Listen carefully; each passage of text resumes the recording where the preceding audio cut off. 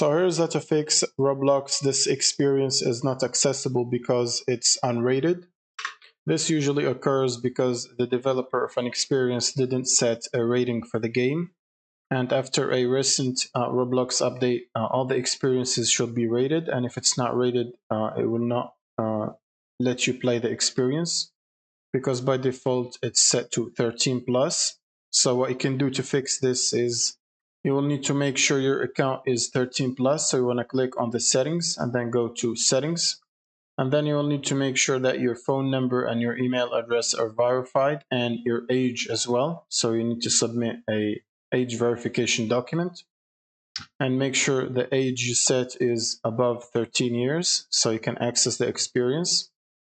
And if your age or your birthday is less than 13 years old, so you can simply change this, the birthday.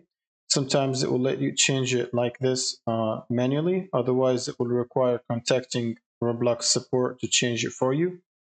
And then you will simply need to refresh the Roblox website or the Roblox player, reopen it.